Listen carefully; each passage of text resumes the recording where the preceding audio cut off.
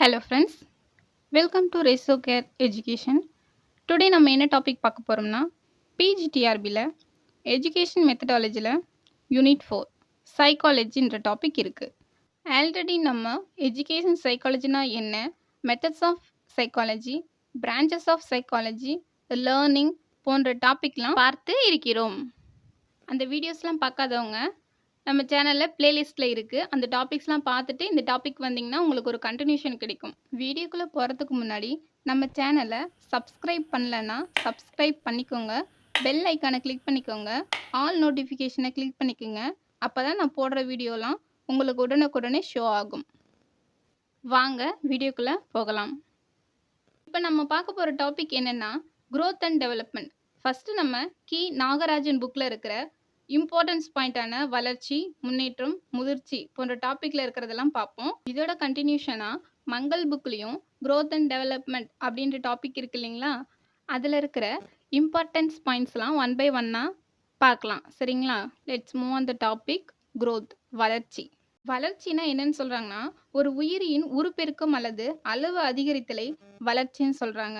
For example, ஒரு butterfly இருக்குன்னா அந்த பட்டர்ஃப்ளையோட வாழ்க்கை சுழற்சியில் 4 ஸ்டேஜஸ் இருக்குது. பட்டாம்பூச்சியின் முதல் நிலையாக முட்டை உருவாகும், 2ஆம் நிலையாக கம்பளி பூச்சி அது மாறும், 3ஆம் நிலையாக கூட்டுப்புழு நிலையை அடையும், கடைசியாக 4ஆவது நிலையில தான் முழுமையான பட்டாம்பூச்சியாக மாறும். இதை தான் தொடர்ச்சியான வளர்ச்சி அப்படின்னு சொல்லிட்டு சொல்கிறாங்க.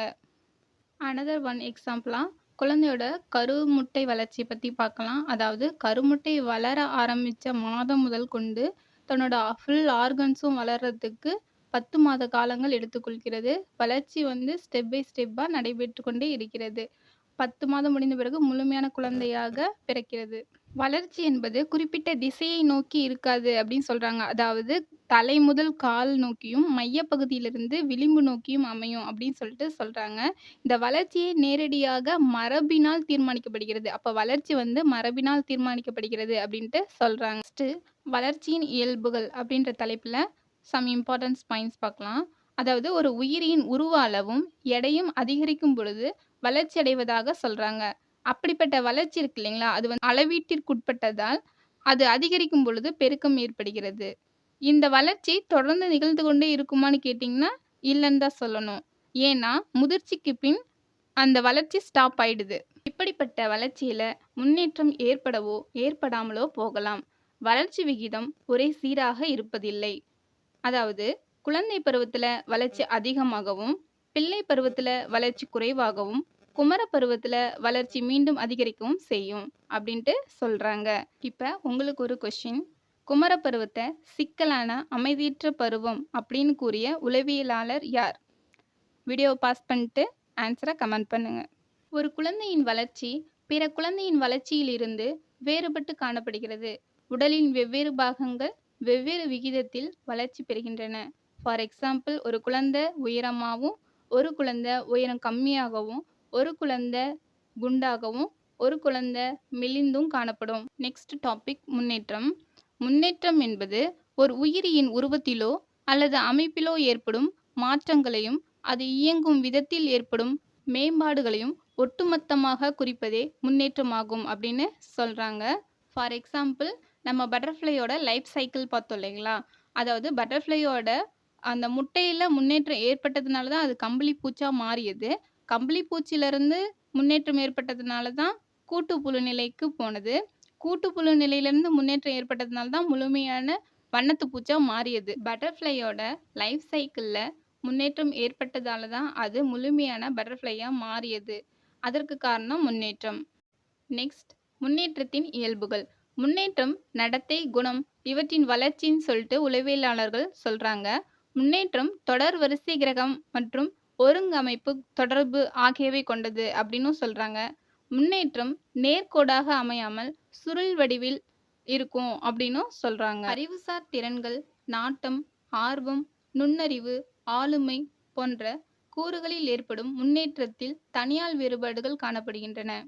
ஃபார் எக்ஸாம்பிள், ஒருத்தர் அறிவுசார் திறன்கள் அதிகமானவராகவும், ஒரு சிலர் அறிவுத்திறன் கம்மியானவர்களாகவும், ஒரு சிலர் ஆர்வம் உள்ளவர்களாகவும், ஒரு சிலர் ஆர்வம் இல்லாதவர்களாகவும், ஒரு சிலருக்கு நுண்ணறிவு அதிகமாகவும், ஒரு சிலருக்கு நுண்ணறிவு குறைவாகவும் இருக்கும், ஒரு சிலர் ஆளுமை மிகுந்த காணப்படுவர். அறிவுசார் திறன்கள், நாட்டம், ஆர்வம், நுண்ணறிவு, ஆளுமை போன்ற கூறுகளில் ஏற்படும் முன்னேற்றத்தில் தனியால் வேறுபாடுகள் காணப்படுகின்றன. முன்னேற்றம் ஒருவரது சூழ்நிலையை பெரிதும் தீர்மானிக்கிறது. முன்னேற்றம் தரத்தோடு தொடர்புடையதால் அதை துல்லியமாக அளக்க முடியாது, ஆனால் கணிக்க முடியும். வளர்ச்சி மற்றும் முன்னேற்றம் ஆகியவற்றின் பல்வேறு அம்சங்கள் அதை பற்றி பார்க்கலாம். உடல் வளர்ச்சி, மன வளர்ச்சி, மன வெளிச்சி வளர்ச்சி, சமூக வளர்ச்சி, ஒழுக்க வளர்ச்சி, இவைகள் தான் வளர்ச்சி மற்றும் முன்னேற்றத்தோட அம்சங்களா உளவியலாளர்கள் கூறுகிறார்கள். நெக்ஸ்ட் நம்ம முதிர்ச்சின்ற தலைப்பில் இருக்கிற முக்கியமான சில பாயிண்ட்ஸ்களை பார்ப்போம். உடல் உறுப்புகள் தாமாகவே வளர்ந்து வயதிற்கேற்ப பக்குவம் அடைவது சூழ்நிலையை ஒட்டி அமைவது இல்லைன்னு உளவியலாளர்கள் கருதுகின்றார்கள். வளர்ச்சியின் முடிவே முதிர்ச்சின்னு சொல்றாங்க.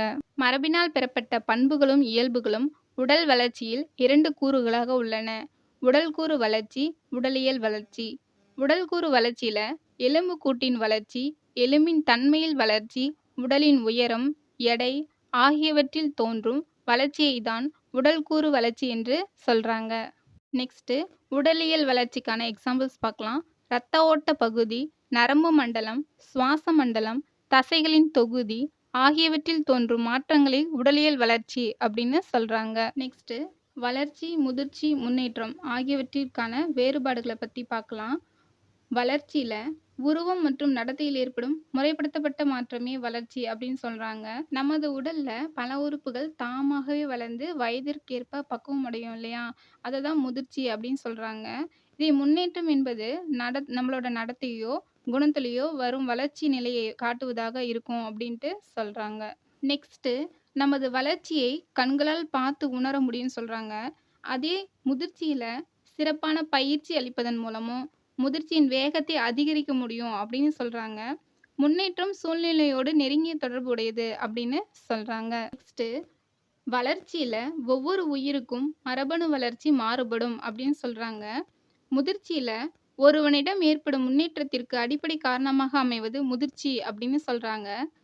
முன்னேற்றத்துல பலதரப்பட்ட அமைப்பு மற்றும் செயல்பாடுகளுடன் இணைந்து நடைபெறுகின்ற ஒரு சிக்கலான செயல்முறை அப்படின்னு சொல்லிட்டு முன்னேற்றத்தை சொல்றாங்க. நெக்ஸ்ட் வளர்ச்சி என்பது முதிர்ச்சி, கற்றல் என்ற 2 செயல்பாடுகளினால் ஏற்படும் பெருக்கம் அப்படின்னு சொல்லிட்டு சொல்றாங்க. இதே முதிர்ச்சினா மரபணுவில் பொதிந்துள்ள கூறுகளின் அடிப்படையில் திட்டமிடப்பட்ட படிகளில் ஏற்படுகின்ற மாற்றங்கள் அனைத்துமே முதிர்ச்சி அப்படின்னு சொல்றாங்க. அதுவே முன்னேற்றம் என்பது முதிர்ச்சியின் அடிப்படையில் ஏற்படுகிறது அப்படின்ட்டு சொல்றாங்க. அவ்வளோதாங்க வளர்ச்சி, முதிர்ச்சி, முன்னேற்றம் அப்படின்ற டாபிக்கான வேறுபாடுகள். ஓகே ஃப்ரெண்ட்ஸ், இந்த வீடியோ உங்களுக்கு பயனுள்ளதாக இருக்கும்னு நினைக்கிறேன்.